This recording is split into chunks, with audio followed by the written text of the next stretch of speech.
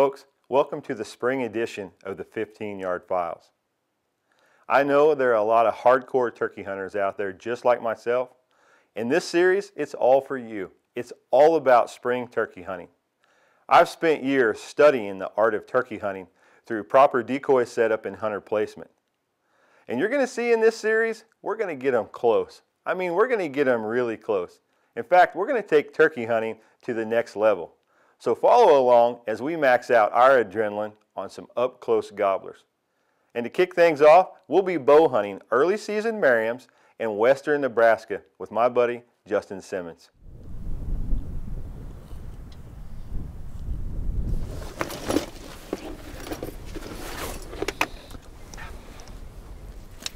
Hey man, we got a lot of strutters right over the hill, huh? 7 of them. 7 big gobblers. The wind is just ferocious. We got set up this morning. It was almost blowing us over and we couldn't decide what to do. So Justin here, he knows this river bottom so well. He drove over a couple miles away and they're everywhere. So with good wind drift on my arrow shot, the decoy's placed like 6 yards. And Justin's pro calling? No, we're doing it his way this time. So he said he's 100% since he's not letting me do anything. My way, the turkey assassin way. Let's kill him.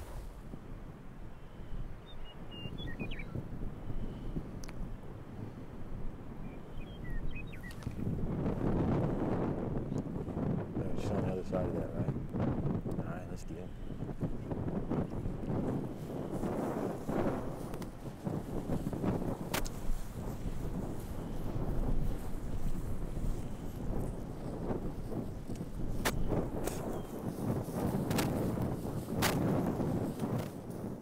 See that group of autumn olives, or whatever you guys call them? We need to be right there and put the decoys right out in front of us.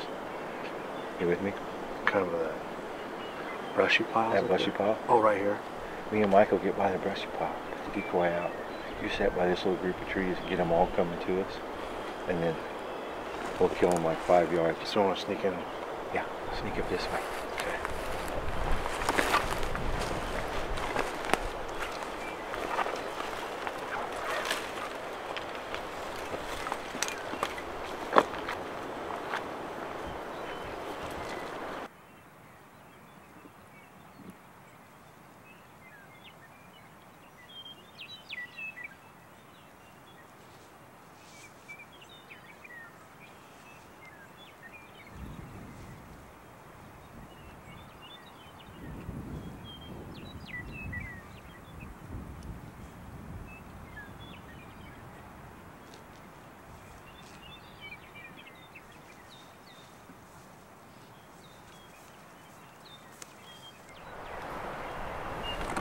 We got a great setup right here.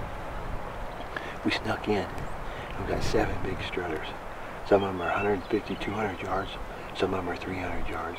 And they're coming right up this river. There's no wind down here. Up on top it's gusting like crazy. So, low calling. Hopefully, be patient. They should come right in. We got the Jake set at 6 yards. The spread looks good. So, set tight. Hopefully we call them in.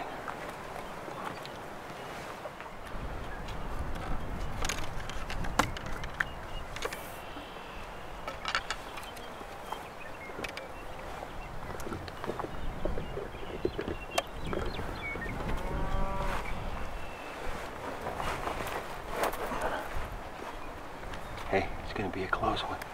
Let's start calling.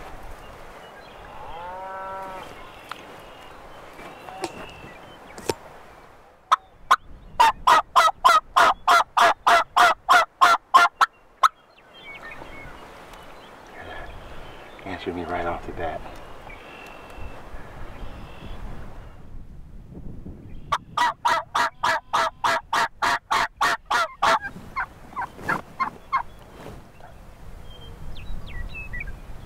As normal, the Jakes in the group came in first. Setting tight here is the key to success.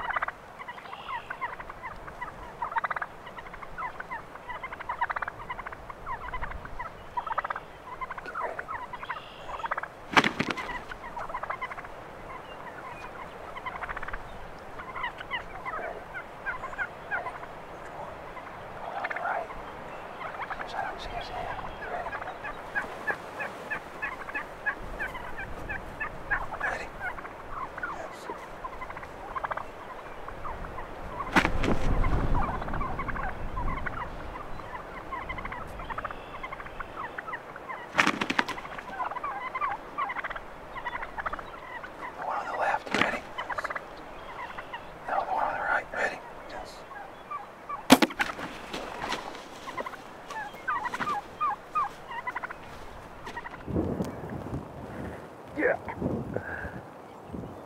Hey, 6 yards, 4 toms, the whole wad. And I smoked this big gobbler. He's laying right around the corner here. We got strutters right here. And if this don't get your heart pumping, nothing will. Thank you, Lord. Yeah. Justin Simmons, he has a load of turkeys on this river.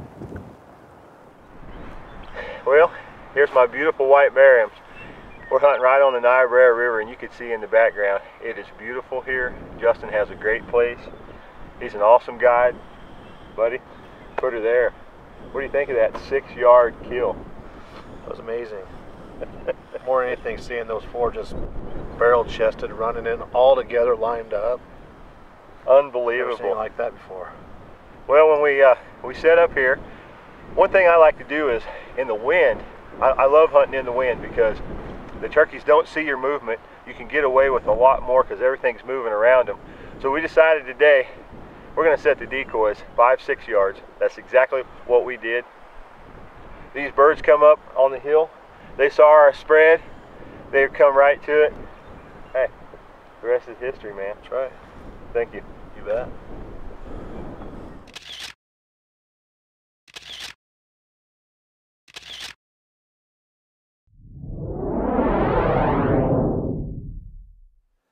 Wow, now that was a close turkey hunt. That is the closest I've ever harvested a spring gobbler in my life. And I knew that day with the conditions, an overcast sky and heavy wind, we were going to have a really good chance to decoy turkeys in tight. And so that was our game plan from the beginning. So let's talk about the strategies of this hunt. The first thing, and it always is for me, is how you set the decoys up. It's to create a kill zone. And that's what I call the Hazel Creek Love Triangle. It's a gobbler strutting to a hen on its belly, and then off in the distance, a hen standing like she's feeding or preening as a confidence decoy. So the gobbler and the hen on her belly are going to have 3 steps between them, and then from those 2, about 6 or 7 steps to the confidence hen. And then the second thing is once the gobblers reach the decoys, let them work. Don't rush your shot. A lot of times I see folks make the most mistakes whenever they try to rush their shots. So pick the one out that you want to shoot, study his eyes. When you can't see his eyes, he struts with his tail to you, he goes behind the decoy and stops. He allows you to draw your bow without seeing his eyes. That's when you take your opportunity. And third, my favorite thing about close turkey hunting is a roll-up blind. You have to take a roll-up blind because you never know what you're going to encounter in the turkey woods. Place it in front of you. It doesn't even have to be completely open like you saw here. Just stick it up. It'll cover your outline because when the turkeys get in the spread, they're usually there a few seconds before they pick you out. And so that's going to break your outline up and allow the turkeys to go back to working the decoy spread. Folks, if you try these setups, I know the turkeys are going to get close and you're going to have some fun and be more successful. Thanks for being with me today right here on the 15-Yard Files.